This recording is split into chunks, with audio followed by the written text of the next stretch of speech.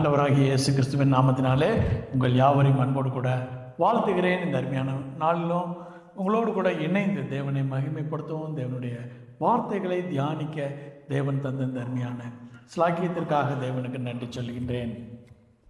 இங்கே போதிப்பவர்கள் கேட்பவர்கள் என்று ஒருவரும் இல்லை, பரிசுத்த ஆவியானவர் உங்களுக்கும் எனக்கும் போதிக்கிறவராயிருக்கிறார். நீங்களும் நானும் பரிசுத்த ஆவியானவருடைய உதவியோடு கூட கற்றுக்கொள்ள நாம் முற்படுகின்றோம். இந்த நாளில் வாசிக்க கேட்ட வேத பகுதிக்கு நாம் திருப்பிக் கொள்வோம். பரிசுத்த மத்தேயு எழுதிய சுவிசேஷம் 24ஆம் அதிகாரம்.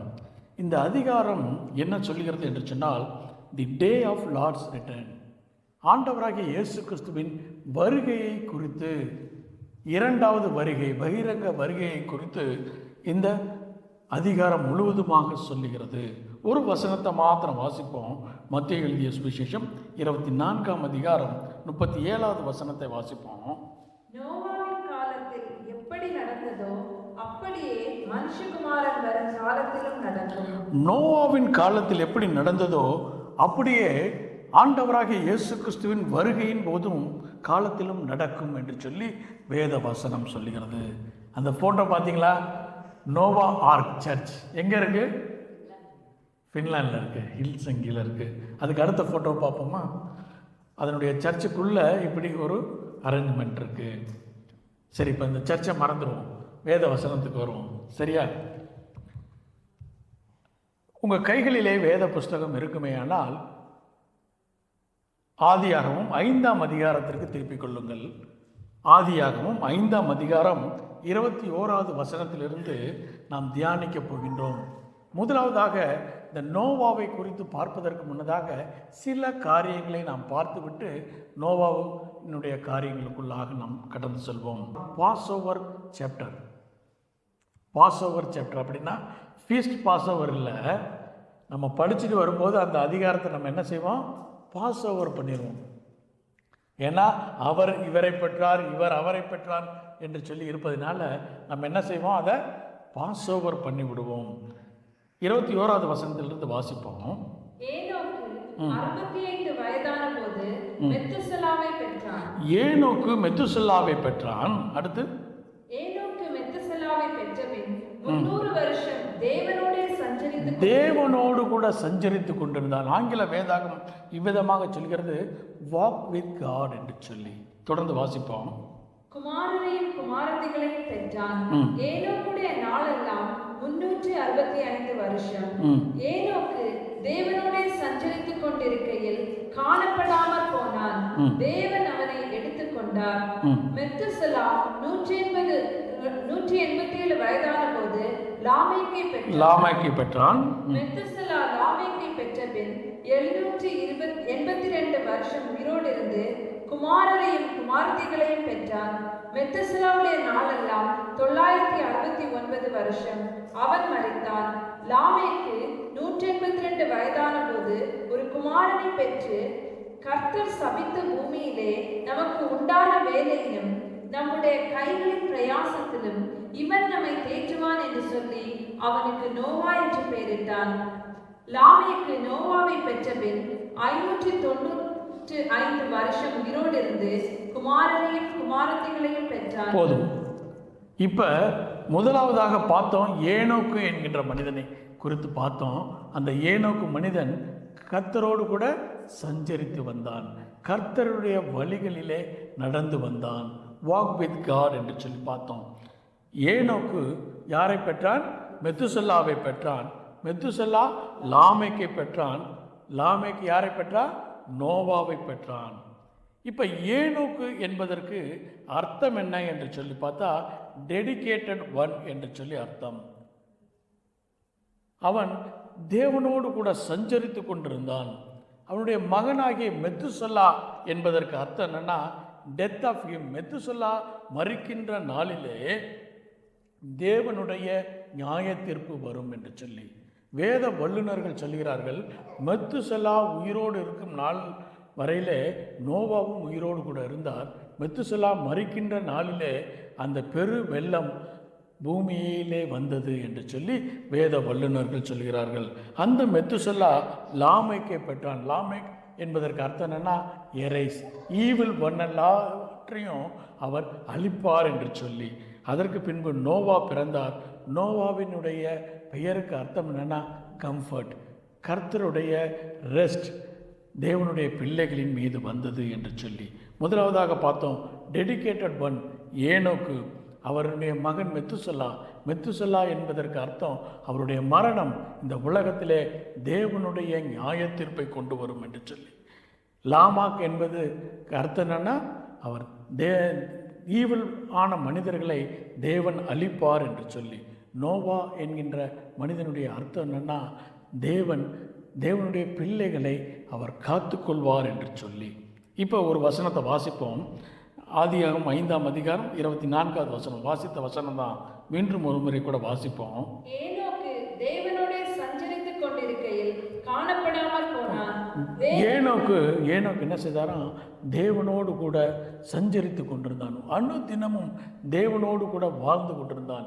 பல நேரங்களில் நம்ம சொல்கிறது என்னென்னா, அதெல்லாம் சரி பிரதர், நம்ம எப்படி தேவனோடு கூட வாழ்ந்து கொண்டும் எப்படி நான் குடும்ப காரியங்கள் என்னுடைய காரியங்களை செய்ய முடியும்? அதுக்கு தான் அந்த வசனம் சொல்லுகிறது, அவன் தேவனோடு கூட சஞ்சரித்து கொண்டிருக்கும் போது குமாரத்தையும் குமாரர்களையும் பெற்றான். நம்மை போலவே அவரும் அந்த எல்லா காரியங்களும் செய்யும்போது தேவனோடு கூட அவர் சஞ்சரித்து கொண்டார், கடவுளோடு கூட அவர் நடந்தார் என்று சொல்லி. அவருடைய கிரேட் கிராண்ட்சன் நோவா, ஆதியாகமம் 6ஆம் அதிகாரம் 9வது வசனத்தை வாசிப்போம். நோவாவின் வம்ச வரலாறு. நோவா தன் காலத்தில் இருந்தவர்களுக்குள்ளே நீதிமானும் உத்தமனுமாயிருந்தான். நோவா நீதிமானும் உத்தமனுமாயிருந்தான். நோவா தேவனோடு கூட சஞ்சரித்து கொண்டிருந்தான். நோவாவும் தேவனோடு கூட சஞ்சரிக்கிற மனிதனாக இருந்தான். தேவனோடு கூட அவன் அனுதினமும் நடக்கக்கூடிய மனிதராக இருந்தார். ஒரு தேவ மனிதன் இவ்விதமாக சொல்கிறார், வாக் வித் காட் என்று சொன்னால் அதனுடைய அர்த்தம் என்ன என்று சொன்னால், முதலாவதாக இன்டிமேட் ரிலேஷன்ஷிப் வித் காட், தேவனோடு கூட ஒரு நல்ல ஐக்கியம் இருக்கக்கூடிய ஒரு சூழ்நிலை. இரண்டாவதாக அல்டிமேட் ஒபீடியன்ஸ், தேவனுடைய வார்த்தைக்கு அல்டிமேட் ஒபீடியண்ட்டாக இருக்கணும். ஒருவேளை நோவாவின் காலத்தில் மழையே இல்லையா, மழையே பெய்யலை அது வரைக்கும். அப்போ கர்த்தர் சொல்கிறாரு, நீ ஒரு பேழையை உண்டாக்கு, வானத்திலிருந்து என்ன வரும், மழை வரும் என்று சொல்லி. ஒருவேளை நீங்களும் நானாக இருந்தால் சொல்லியிருப்போம், வானத்திலிருந்து எப்படிங்க மழை வரும், இப்போ நமக்கு தெரியும், ஆனால் அந்த காலத்தில் நமக்கு தெரியாது. அப்போ சொல்லியிருப்பாங்க, வானத்திலிருந்து எப்படி வரும், தண்ணி எங்கே தான் இருக்குது, பூமியில் தான் இருக்குது, மேலே தண்ணி இருக்க சான்ஸே இல்லை என்று சொல்லி. ஆனால் நோவா கீழ்ப்படிந்தான், அல்டிமேட் ஒபீடியன்ஸ் இல்லை. தன்னுடைய பையனுக்கு ஏனோக்கு பெயரிட்டார். என்ன என்று சொன்னால், அவனுடைய மரணம் இந்த தேவனுடைய நியாய தீர்ப்பை கொண்டு வரும் என்று சொல்லி. அப்படி யாராவது நம்முடைய பிள்ளைகளுக்கு பேர் வைப்போமா? வைக்க மாட்டோம். Ultimate obedience. அதுக்கப்புறம் எக்ஸ்சேஞ்ச் ஆஃப் விஷஸ், தன்னுடைய விருப்பம் அல்ல, தேவனுடைய விருப்பம் தன்னுடைய விருப்பமாக மாற வேண்டும். இன்றைக்கி உங்களுக்கும் எனக்கும் அநேக விதமான விருப்பங்கள், அநேக விதமான டார்கெட் இருக்குது. அது எல்லாம் மாறி தேவனுடைய விருப்பம் நம்முடைய விருப்பமாக மாற வேண்டும். இந்த 3 காரியங்களை இருந்தால் தான் நீங்களும் நானும் தேவனோடு கூட நடக்கக்கூடிய அனுபவம். முதலாவதாக பார்த்தோம் இன்டிமேட் ரிலேஷன்ஷிப் வித் காட். ரெண்டாவது என்ன பார்த்தோம்? Ultimate obedience. மூன்றாவது எக்ஸ்சேஞ்ச் ஆஃப் விஷ். நம்முடைய தேவைகள், நம்முடைய விருப்பங்கள் அல்ல, தேவனுடைய விருப்பத்தை நம்முடைய விருப்பமாக மாற வேண்டும், நம்முடைய விருப்பம் தேவனுடைய விருப்பமாக மாற வேண்டும். இப்படிப்பட்ட ஒரு வாழ்க்கையை யார் வாழ்ந்தாங்க? நோவாவும் ஏனோக்கும் வாழ்ந்தார்கள் என்று சொல்லி. இந்த ஏனோக்கை குறித்து எபிரேய நிருபம் 11ஆம் அதிகாரம் 5வது வசனத்தை வாசிப்போம். விசுவாசத்தினாலே ஏனோக்கு மரணத்தை காணாதபடிக்கு எடுத்துக்கொள்ளப்பட்டான். தேவன் அவனை எடுத்துக்கொண்டபடியினாலே அவன் காணப்படாமல் போனான். அவன் தேவனுக்கு பிரியமானவன் என்று அவன் எடுத்துக்கொள்ளப்படுவதற்கு முன்னமே சாட்சி பெற்றான். எப்படின்னா ஆங்கில வேதாகமம் விதமாக சொல்கிறது, he pleased God, தேவன் அவனிடத்திலே பிரியமாய் இருந்தார் என்று சொல்லி. இதே வசனம் புதிய ஏற்பாட்டில் யாருக்கு கொடுக்கப்பட்டது? ஆண்டவராகிய இயேசு கிறிஸ்துக்கு கொடுக்கப்பட்டது. இந்த வசனத்தை வாசிப்போம். மத்தேயு சுவிசேஷம் 3ஆம் அதிகாரம் 17வது வசனத்தை வாசிப்போம். மத்தேயு எழுதிய சுவிசேஷம் 3ஆம் அதிகாரம் 17வது வசனத்தை யாராவது வாசிக்க கேட்போம். அன்றியும் வானத்திலிருந்து ஒரு சத்தம் உண்டாகி, இவர் என்னுடைய நேசகுமாரன், இவரில் பிரியமாய் இருக்கிறேன் என்று உரைத்தது. கர்த்தர் ஆண்டவராகிய இயேசு கிறிஸ்துவை பார்த்து சொல்றாரு, இவர் மீது நான் பிரியமா இருக்கிறேன், இவர் என்னுடைய நேசகுமாரன். ஆண்டவராகிய இயேசு கிறிஸ்து இந்த உலகத்திலே வாழ்ந்ததை போல ஏனோக்கு பழைய ஏற்பாட்டிலே வாழ்ந்தார். அவரை போலவே நோவாவும் வாழ்ந்தார். அவருடைய வாழ்க்கை தேவனுக்கு பிரியமா இருந்தது. இந்த நாளில் உங்களுடைய என்னுடைய வாழ்வு தேவனுக்கு முன்பாக எப்படி இருக்கிறது? தேவன் உங்களையும் என்னையும் பார்த்து சொல்லணும், இவர்களுடைய வாழ்வு எனக்கு பிரியமாக இருக்கிறது என்று சொல்லி. அப்படிப்பட்ட ஒரு வாழ்க்கையை நீங்களும் நானும் வாழ வேண்டும் என்று சொல்லி தேவன் விரும்புகிறார். யார் சொன்னது? இது கர்த்தர் இந்த நோவாவையும் இந்த ஏனோக்கையும் பார்த்து சாட்சி சொல்லுகிறார். ஒருவேளை இன்னைக்கு நீங்களும் நானும் நான் என்னை குறித்து ஒரு சாட்சி சொன்னால் அது எப்படி இருக்கும்? கொஞ்சம் பெருமை பேசுகிற மாதிரி இருக்கும் இல்லையா? ப்ரைடாக இருக்கும்.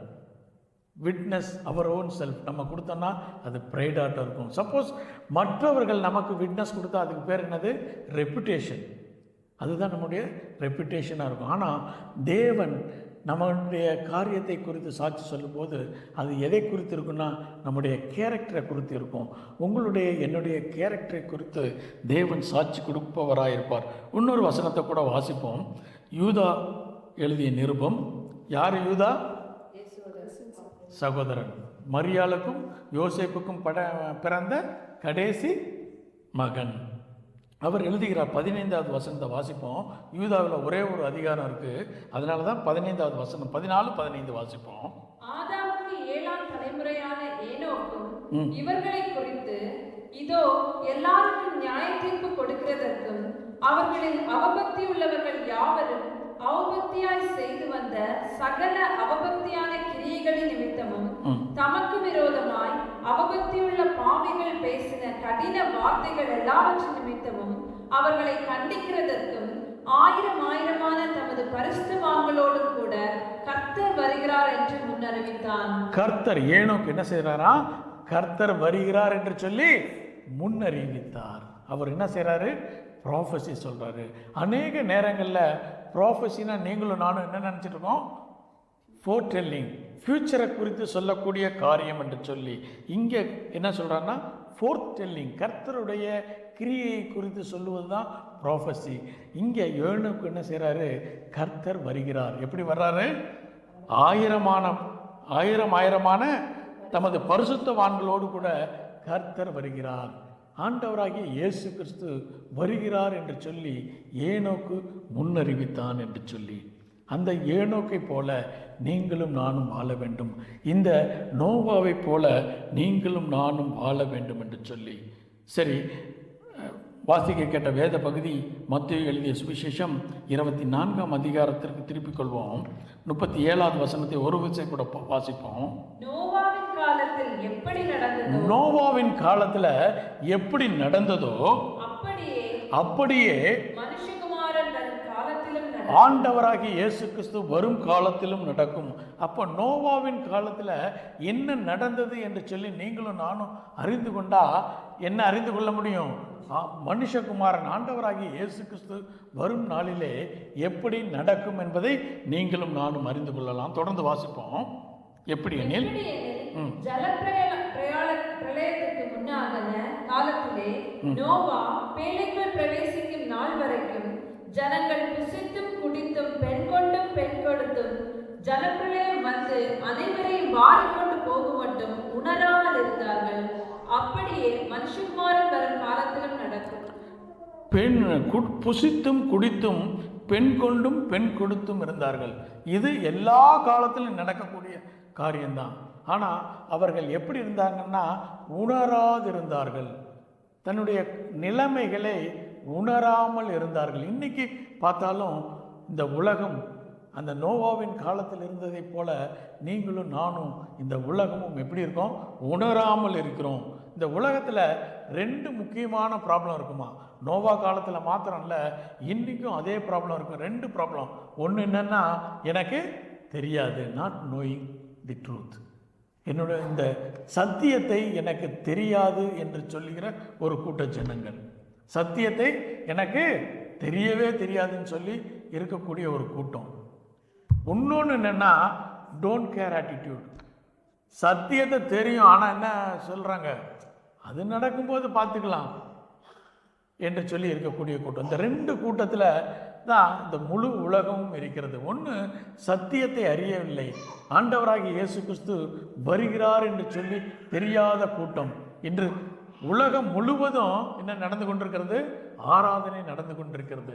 காலை முதல் இம்மட்டுமாக இன்னும் சாயங்காலம் வரைக்கும் ஆலய ஆராதனை நடந்து கொண்டிருக்கிறது. எல்லா ஆலய ஆராதனையிலும் தேவனை துதிக்கிறார்கள், பாடுகிறார்கள், அவர்களை குறித்து தியானிக்கிறார்கள். ஆனால் அவர்களுக்கு உணர்வில்லை. கர்த்தர் வரப்போகிறார் என்கின்ற உணர்வு இல்லை. அவர்கள் எல்லாரும் தேவர் ஆல் பிஸி. அவங்க எல்லாரும் பிஸியாக இருக்காங்க. எதில்? ஆராதனை செய்வதில், தேவனுக்கு ஊழியம் செய்வதில் அவர்கள் மிகவும் முக்கியத்துவம் கொடுத்து அதில் அவர்கள் ரொம்ப பிஸியாக இருக்காங்க. எதுக்கு முக்கியத்துவம் கொடுக்கல? கர்த்தர் வருகிறார் என்கின்றது. ஏனோக்கு கர்த்தர் வருகிறார் என்று சொல்லி முன்வறிவித்தான். ஒருவேளை அப்படிப்பட்ட ஊழியர்கள் இன்று திருச்சபைகளிலே இல்லை. திருச்சபைகளிலே கர்த்தர் வருகிறார், அதற்கு நீங்கள் ஆயத்தப்படுங்கள் என்று சொல்லக்கூடிய ஊழியர்கள் இன்று திருச்சபைகளிலே இல்லை. அப்படியே ஊழியர் இருந்தாலும் அந்த திருச்சபையில் யார் இல்லை? விசுவாசிகள் இல்லை. இன்றைக்கு உங்களோட என்னோடு கூட கர்த்தர் பேசுகிறார். நான் வருகிறேன், கர்த்தராகிய நான், ஆண்டவராகிய இயேசு கிறிஸ்து திரும்ப வருகிறேன், அதற்கு நீங்களும் நானும் ஆயத்தமாய் இருக்க வேண்டும். ஆதியாகமம் 6ஆம் அதிகாரம் 9வது வசனத்தை மீண்டும் ஒரு விஷயம் கூட வாசிப்போம். நோவாவின் வம்ச வரலாறு. நோவா தன் காலத்தில் இருந்தவர்களுக்குள்ளே நீதிமானும் உத்தமனுமாயிருந்தான். நோவா தேவனோடு கூட சஞ்சரித்து கொண்டிருந்தான். இன்னைக்கு நம்ம என்ன செய்ய போறோம்? டீகோடிங் பண்ண போறோம். அந்த வேத வசனங்களுக்குள்ளாக இருக்கக்கூடிய காரியங்களை நீங்களும் நானும் அறிந்து கொள்ள போகின்றோம். நீதிமொழிகள் 25ஆம் அதிகாரம் 2வது வசனத்தை வாசிப்போமே. பிரசன்டேஷன்ல இல்லைன்னு நினைக்கிறேன். நீதிமொழிகள் 25ஆம் அதிகாரம் 2வது வசனம். காரியத்தை மறைப்பது தேவனுக்கு மேன்மை.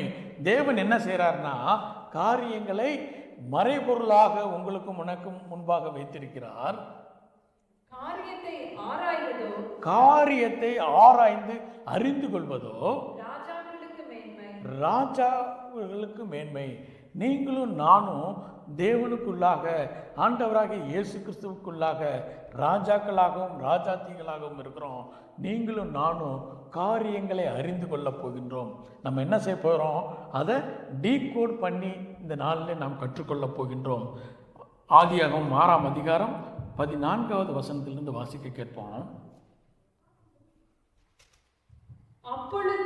நீ கொப்பேர் மரத்தினால் உனக்கு ஒரு பேழையை உண்டாக்கு. நோவாவின் இடத்துல கர்த்தர் சொல்றாரு, நீ என்ன உருவாக்கு? ஒரு பேழையை உருவாக்க வேண்டும். எந்த மரத்துல? கொப்பேர் மரத்திலே நீ ஒரு பேழையை உண்டாக்க வேண்டும். அந்த பேழையிலே அறைகளை உண்டு பண்ணி அதை உள்ளும் புறமுமாக கீழ் பூசு. உள்ளும் புறமுமாக என்னத்தை பூசணுமா? கீழ் பூச வேண்டும். நீ அதை பண்ண வேண்டிய விதம் என்னவென்றால், பேழையின் நீளம் 300 முழமும் அதன் அகலம் 50 முழமும் அதன் உயரம் 30 முழமாய் இருக்க வேண்டும். நீ பேழைக்கு ஒரு ஜன்னலை உண்டு பண்ணி மேல்தட்டுக்கு ஒரு முழ தாழ்த்தியிலே அதை செய்து முடித்து பேழையின் கதவை அதன் பக்கத்தில் வைத்து கீழ் அறைகளையும் 2ஆம் தட்டின் அறைகளையும் 3ஆம் தட்டின் அறைகளையும் பண்ண வேண்டும். போதும். கர்த்தர் சொல்றாரு, ஒரு பேழையை உண்டாக்க வேண்டும். அந்த பேழை இந்த மனிதர்களை ரட்சிக்கும். என்னுடைய வார்த்தைகளை கேட்டு யார் யாரெல்லாம் இந்த பேழைக்குள் உள்ள வர்றாங்களோ அவர்கள் என்ன செய்யப்படுவார்கள்? காக்கப்படுவார்கள், மற்றவர்கள் அழிக்கப்படுவார்கள் என்று சொல்லி ஒரு கட்டளையை கொடுக்கிறார். என்ன மரமா? கோப்பேர் மரம்.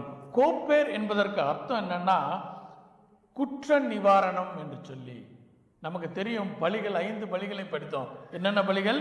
தகன பலி, போஜன பலி, சமாதான பலி, பாவ நிவாரண பலி, குற்ற நிவாரண பலி என்று சொல்லி 5 பலிகள். இந்த 5வது பலி செலுத்தணும்னா முதலாவதாக 4 பலிகளை செலுத்தினாதான் 5வது பலி செலுத்த முடியும். அப்போ இந்த 5 பலிகளை செலுத்தி ஒரு கொப்பேர். அந்த கொப்பேர் என்பதற்கு அர்த்தம் என்னன்னா குற்ற நிவாரணம். இந்த குற்ற நிவாரணத்தை நீ செய்ய வேண்டுமையானால் இந்த கொப்பேர் மரம், அந்த கொப்பேர் மரத்திலிருந்து உள்ளும் புறம்பும் என்ன பூசணும்?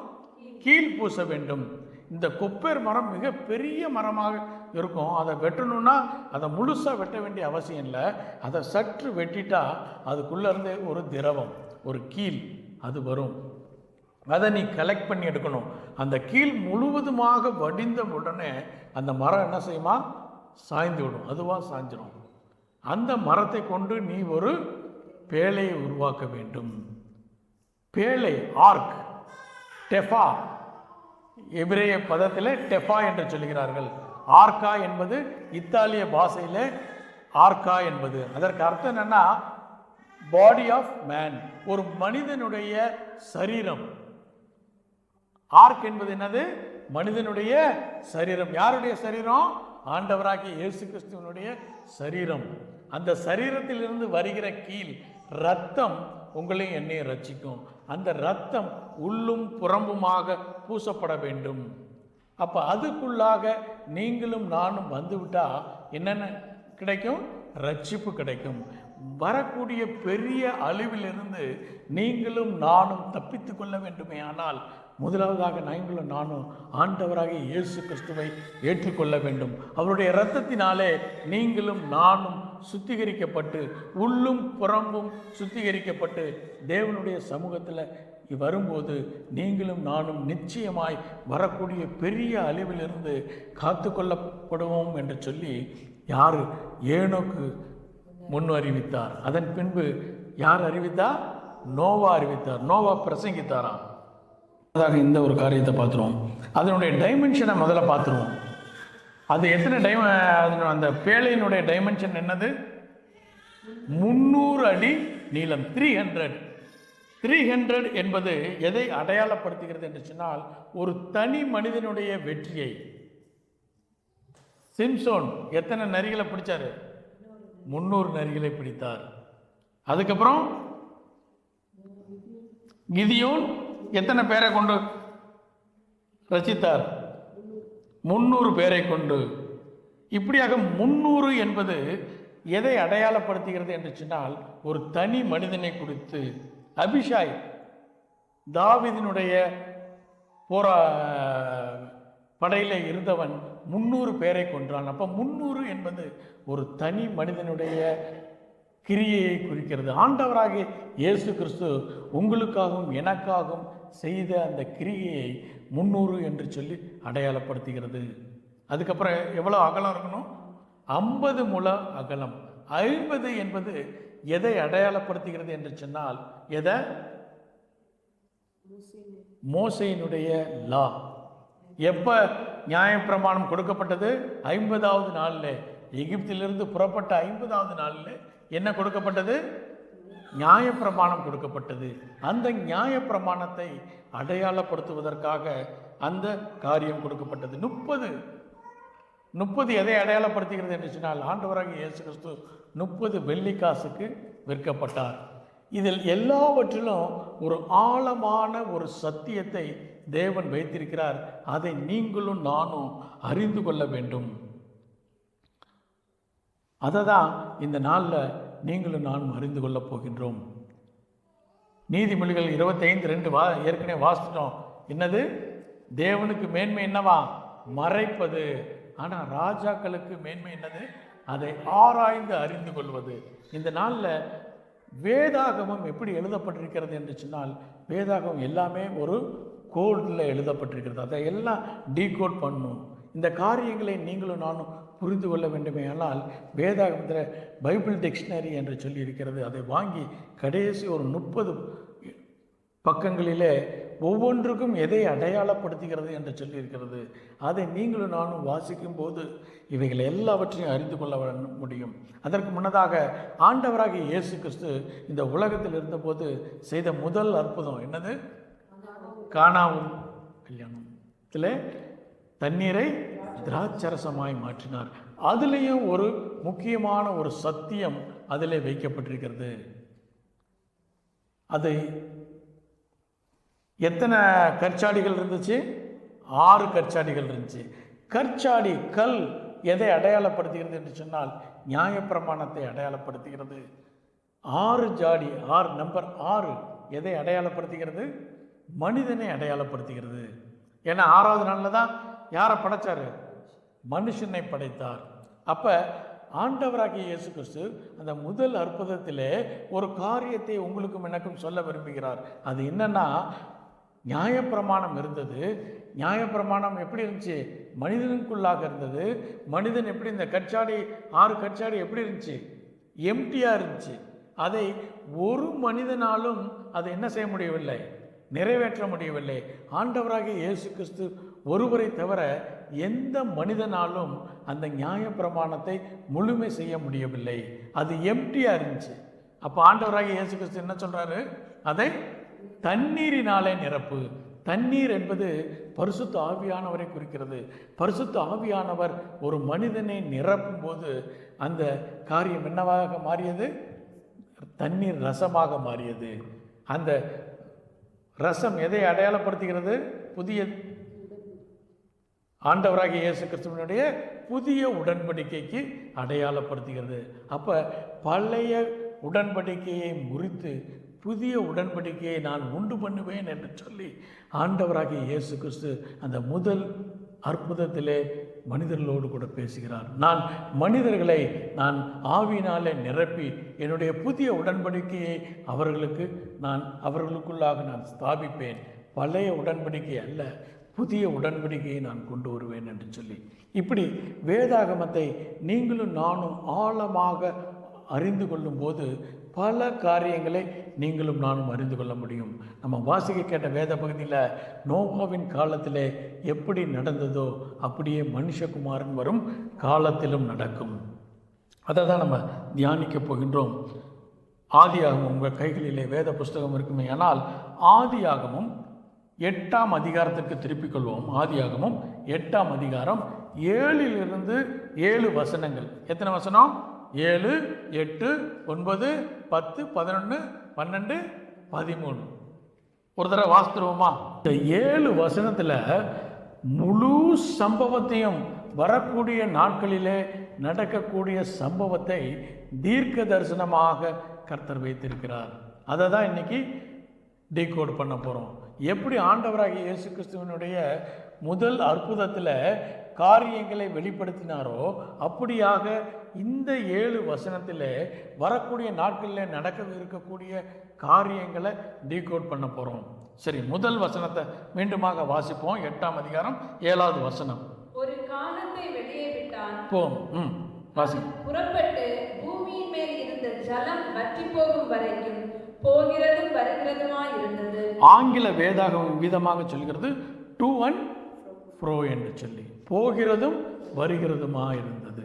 இப்போ நீங்கள் தான் டீகோட் பண்ண போகிறீங்க. காகம் யாரை அடையாளப்படுத்துகிறது என்று சொல்லி ஒரு வசனத்தை வாசிப்போம். யோபுவின் புஸ்தகம் 1ஆம் அதிகாரம் 7வது வசனத்தை வாசிப்போம். கர்த்தர் சாத்தானை பார்த்து, நீ எங்கே இருந்து வருகிறாய் என்றார். சாத்தான் கர்த்தருக்கு பிரதியுத்தரமாக, பூமி எங்கும் உலாவி அதில் சுற்றித் திரிந்து வருகிறேன் என்றார். ஆங்கில வேதாகமம் விதமாக சொல்கிறது என்ன செஞ்சிட்டு இருந்துச்சான்? டு அண்ட் ஃப்ரோ இருந்துச்சான்.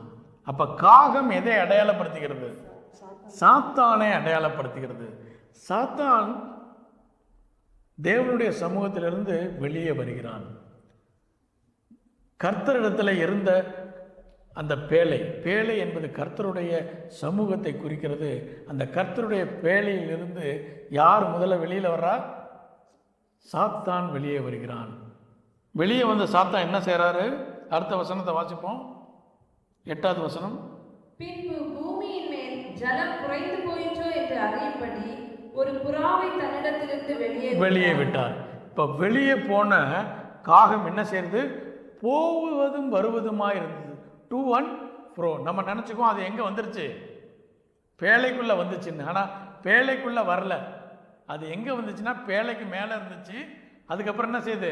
மறுபடியும் போது மாமிசங்களை சாப்பிடுது. மறுபடியும் வந்து பேழைக்கு மேலே இருக்குது. ஆனால் பேழைக்கு உள்ளாக வரவில்லை. சத்துருவானவன் மனம் திரும்பி மீண்டும் தேவனுடைய சமூகத்தில் வரல. அதை தான் நம்ம பார்க்குறோம். யோபுவின் புஸ்தகத்தில் கர்த்தருடைய சமூகத்தில் வந்து பேசுகிறான். ஆனால் கர்த்தருடைய சமூகத்திற்குள்ளாக வரல, பேழைக்குள்ளாக வரவில்லை. இந்த காகம் என்ன செஞ்சிச்சான்? பேழையின் மீது அமர்ந்து கொண்டது, போது சாப்பிடுது, பேழைக்கு மேலே வந்து அமர்ந்து கொண்டது. ஆகையினால தான் நோவா என்ன செய்கிறாரு? அடுத்து எதை விடுகிறார்? புறாவை விடுகிறார். புறா எதை அடையாளப்படுத்துகிறது? பரிசுத்த ஆவியானவரை அடையாளப்படுத்துகிறது. அப்ப ஜலம் குறைந்ததா என்று சொல்லி நோவா கண்டுகொள்ளும் வண்ணமாக யாரை வெளியே விடுறாரு? பரிசுத்த ஆவியானவர். அப்ப அந்த ஜலம் என்பது எதை குறிக்கிறது? தண்ணீர் என்று சொன்னால் எதை அடையாளப்படுத்துகிறது? பரிசுத்த ஆவியானவர். ஆனால் இது தண்ணீர் அல்ல, இது என்னது? பிரவாகிக்கிற ஜலம் அல்லது பெரும் சமுத்திரம். அது எதை அடையாளப்படுத்துகிறது என்று சொல்லி பார்ப்போம். ஏசாயா தீர்க்கதரிசியின் புஸ்தகம் 57ஆம் அதிகாரம் 20வது வசனம். ஏசாயா தீர்க்கதரிசியின் புஸ்தகம் 57ஆம் அதிகாரம் 20வது வசனம் வாசிப்போம். அப்ப கொந்தளிக்கிற கடல் யாரை அடையாளப்படுத்துகிறது? துன்மார்க்கரை அடையாளப்படுத்துகிறது. அப்ப துன்மார்க்கர்கள் இந்த உலகத்திலே குறைந்தார்களா என்று சொல்லி பார்ப்பதற்காக எதை விட்டாரு? பரிசுத்த ஆவியானவரை வெளியே விட்டாரு. பரிசுத்த ஆவியானவர் சென்று பார்த்துட்டு அங்கே கால் வைப்பதற்கு இடமில்லாம மீண்டுமாக பரிசுத்த ஆவியானவர் எங்க வந்துட்டாரு? பேழைக்குள்ளாகவே வந்து விட்டார். இன்னொரு வசனத்தை வாசிப்போம், அப்போ உங்களுக்கு நல்லா புரியும். வெளிப்படுத்தல் 17ஆம் அதிகாரம் 15வது வசனத்தை வாசிப்போம். தண்ணீரை கண்டாயே. அப்ப தண்ணீர் சாதாரண தண்ணீர் என்று சொன்னால் எதை அடையாளப்படுத்துகிற? பரிசுத்த ஆவியானவரே. பிரபாவிக்கிற பெரும் சமுத்திரம் என்று சொன்னால் எதை அடையாளப்படுத்துகிறது? துன்மார்க்கரை அடையாளப்படுத்துகிறது. இன்னொரு வசனத்தை கூட வாசிப்போம். வெளிப்படுத்துதல் 21ஆம் அதிகாரம் 1வது வசனம். பின்பு நான் புதிய வானத்தையும் புதிய பூமியையும் கண்டேன். முந்தின வானமும் முந்தின பூமியும் ஒளிந்து போயின, சமுத்திரமும் இல்லாமல் போயின. சமுத்திரம் இல்லாமல் போனது. அப்போ புதிய வானம் புதிய பூமியில யார் இல்லை? துன்மார்க்கர்கள் இல்லை.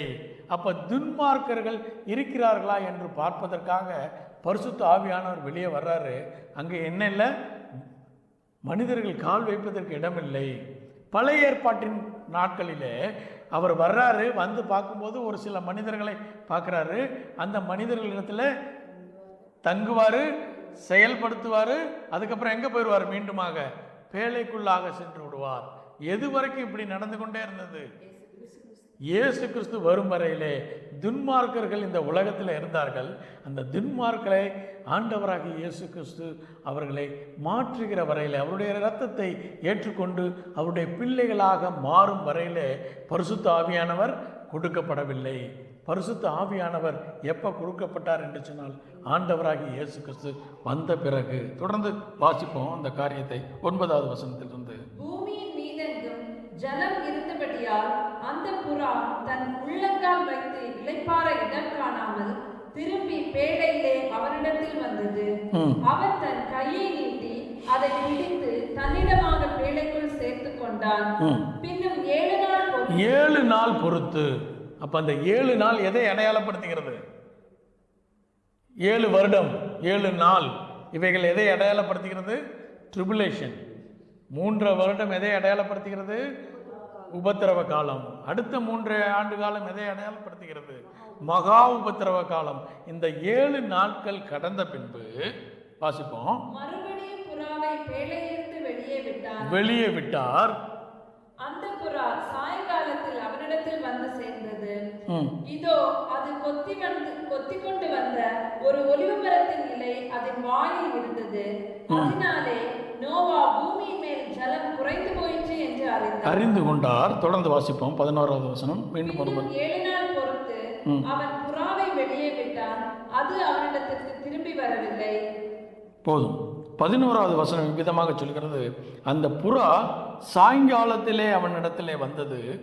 இதோ அது கொத்தி கொண்டு வந்த ஒரு ஒலிவ மரத்தின் இலை. அப்ப அந்த ஒலிவ மரம் எதை அடையாளப்படுத்துகிறது என்று சொன்னால் எதை? திருச்சபையை அடையாளப்படுத்துகிறது. மணவாட்டி திருச்சபை. எல்லா திருச்சபையும் அல்ல, மணவாட்டி திருச்சபையை அது எடுத்து செல்கிறது. அதன் பின்பு என்ன வருமா? சாயங்காலம். அந்த புறா சாயங்காலம். சாயங்காலம் எதை அடையாளப்படுத்துகிறது? எதுக்கு ஆரம்பம்? ராத்திரிக்கு ஆரம்பம் எது? சாயங்காலம். பகல் காலத்தின் முடிவு என்னது? சாயங்காலம். அப்ப பகல் காலத்திலே கிருபையின் நாட்களிலே நீங்களும் நானும் வாழ்ந்து கொண்டிருக்கிறோம். கிருபையின் நாட்கள் முடிகின்ற வேளையிலே சாயங்காலம். இப்போது நீங்களும் நானும் வாழ்கிற நேரம் சாயங்காலம். ஆண்டவராகிய இயேசு கிறிஸ்து வெகு சீக்கிரமாய் வரப்போகிறார். அப்போது என்ன நடக்குமா? அந்த புறா பரிசுத்த ஆவியானவர் உங்களுக்குள்ளும் எனக்குள்ளாக வாசம் செய்கிறார். திருச்சபையில் இருக்கக்கூடிய பரிசுத்த ஆவியானவர் மணவாட்டி திருச்சபையை எங்கே எடுத்துகிட்டு போயிடுவார்? பேழைக்குள்ளாக எடுத்து செல்வார். அப்போ எப்போ ராக்காலம் வருகிறதோ அப்போ யார் இருக்க மாட்டாங்க? திருச்சபை இருக்க மாட்டாங்க. திருச்சபை என்ற இன்ஸ்டிடியூஷன் இருக்கும், ஆனால் மணவாட்டி திருச்சபை இருக்காது. அப்போ நீங்களும் நானும் மணவாட்டி திருச்சபைகளாக இருந்தால் நீங்களும் நானும் எங்கே போயிடுவோம்? பேழைக்குள்ளாக போவோம். அப்போ தான் அந்த ராக்காலம் வரும். ஒருவரும் கிரியை செய்யக்கூடாதபடிக்கு ராக்காலம் வருகிறது. ஆண்டவராகிய இயேசு கிறிஸ்து வெகு சீக்கிரத்தில் வருகிறார். நீங்களும் நானும் அதற்கு முதலாவதாக ஆயத்தப்பட வேண்டும். இரண்டாவதாக மற்றவர்களை நீங்களும் நானும் ஆயத்தப்படுத்த வேண்டும். இந்த காரியத்தை நோவாவின் காலத்தில் வாழ்ந்தவர்கள் என்ன செஞ்சாங்க? உணராதவர்களாக இருந்தார்கள். இன்றும் அநேக திருச்சபை ஆண்டவராகிய இயேசு கிறிஸ்து வருகிறார் என்கின்ற ஒரு செய்தியை திருச்சபையிலே கொடுக்கப்படுவதில்லை. இன்னைக்கு இன்னும் திருச்சபையில் என்னதான் சொல்கிறாங்க? ஆண்டவராகிய இயேசு கிறிஸ்து பிறந்தார், அவர் உங்களுக்கு ரட்சிப்பை கொடுத்திருக்கிறார். இதெல்லாம் சரி, இது மாத்திரம் காஸ்பல் அல்ல. உண்மையான காஸ்பல், இன்று திருச்சபைக்கு தெரிவிக்க வேண்டிய காஸ்பல் என்னன்னா எது?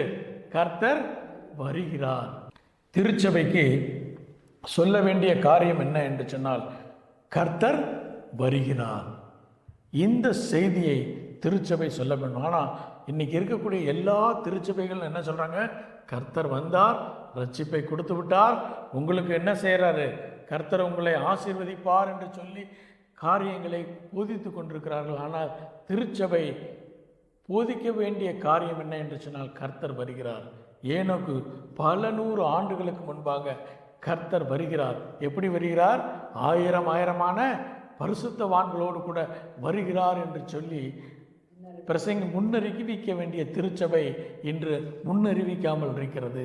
திருச்சபை உணரவில்லை. விசுவாசிகள், கர்த்தரை ஏற்றுக்கொண்ட பிள்ளைகள் அதை உணராதவர்களாய் இருக்கிறார்கள். இந்த அருமையான வேளையிலே கர்த்தர் சொல்கிறாரு, நான் சீக்கிரமாய் வரப்போகிறேன், நான் சீக்கிரமாய் வந்து இந்த திருச்சபையை நான் என்னிடத்திலே எடுத்துக்கொள்ளப் போகிறேன் என்று சொல்லி நீங்களும் நானும் அதற்கு ஆயத்தமாக இருக்க வேண்டும். அதற்கு ஆயத்தமாக இருக்க வேண்டுமே ஆனால் உங்களுடைய என்னுடைய வாழ்வு எப்படி இருக்க வேண்டும்? ஏனோக்கு எப்படி வாழ்ந்தாரா? தேவனோடு கூட சஞ்சரித்து கொண்டிருந்தான். ஏனோக்கு வாக் வித் காட், தேவனோடு கூட அவன் நடந்து கொண்டிருந்தான். நோவா எப்படி வாழ்ந்து கொண்டிருந்தார்? கர்த்தரோடு கூட சஞ்சரித்து கொண்டான். அப்படிப்பட்ட ஒரு வாழ்க்கையை நீங்களும் நானும் வாழ்ந்தால் மாத்திரமே எப்படி போக முடியும்? கர்த்தருடைய பேழைக்குள்ளாக நீங்களும் நானும் செல்ல முடியும். இல்லை என்றால் கைவிடப்பட்டவர்களாய் நீங்களும் நானும் எங்கள் உபத்திரவ காலம், மகா உபத்திரவ காலத்திற்குள்ளாக சென்று விடுவோம். அதற்கு நீங்களும் நானும் முதலாவதாக ஒரு டிசிஷன் எடுக்க வேண்டும். நான் தேவனோடு கூட சஞ்சரிப்பேன். I will walk with God. Walk with காட்னா என்ன? 3 காரியம் பார்த்தோம். எத்தனை பேருக்கு ஞாபகம் இருக்கு? Intimate relationship with God. தேவனோடு கூட நீங்களும் நானும் வாழக்கூடிய ஒரு இன்டிமேட் ரிலேஷன்ஷிப் தேவனோடு கூட வைத்திருக்க வேண்டும். இரண்டாவது, அல்டிமேட் ஒபீடியன்ஸ். கர்த்தர் சொன்னால் அதுக்கு கீழ்ப்படியணும். கர்த்தர் சொல்லிட்டாருன்னா அது ஏன் எதுக்குன்னு கேட்காம கர்த்தருடைய வார்த்தைக்கு நீங்களும் நானும் செவி கொடுத்து அதன்படி நடக்கும்போது நீங்கள் தேவனோடு கூட வாழ்வீர்கள். மூன்றாவதாக பார்த்தோம் என்னது? தேவனுடைய விருப்பம் நம்முடைய விருப்பமாக மாற வேண்டும். நம்முடைய விருப்பம் தேவனுடைய விருப்பமாக மாறும்போது நீங்களும் நானும் தேவனோடு கூட சஞ்சரிக்கின்ற வாழ்க்கை, அந்த வாழ்க்கையை வாழும்போது நீங்களும் நானும் நிச்சயமாய் தேவனுடைய பேழைக்குள்ளாக செல்வோம். கண்களை மூடி தேவனுடைய சமூகத்தை நோக்கி பார்ப்போம். தர்மியான வேளையிலும் தேவன் நம்மோடு கூட பேசியிருக்கிறார். என்ன பேசியிருக்கிறார்? கர்த்தராகிய நான் சீக்கிரமாய் வரப்போகிறேன், கர்த்தராகிய நான் சீக்கிரமாய் வரப்போகிறேன் என்று சொல்லி தேவனுடைய வார்த்தைக்கு இந்த நாளில் நீங்களும் நானும் ஒரு ரெஸ்பாண்ட் பண்ண போகிறோம். It's not a emotional, it is a decision. நான் ஏனோக்கை போல, நோவாவை போல கர்த்தரோடு கூட சஞ்சரிப்பேன். அவர்கள் தேவனோடு கூட சஞ்சரிக்கும் போது குமாரர்களையும் குமாரத்தையும் பெற்றார்கள். அவருடைய உலக வாழ்க்கையை அவர்கள் செய்கின்ற போது தேவனோடு கூட அவர்கள் நடந்தார்கள். They walk with God. அப்படிப்பட்ட ஒரு காரியத்தை நீங்களும் நானும் செய்ய போகிறோம்.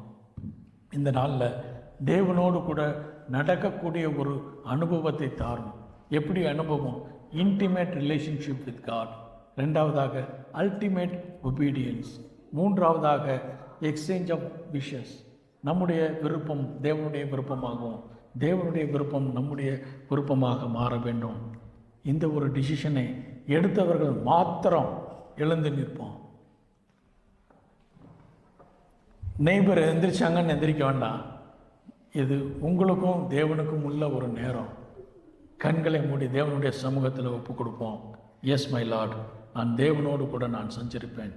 எஸ், நான் தேவனோடு கூட நான் நடப்பேன்.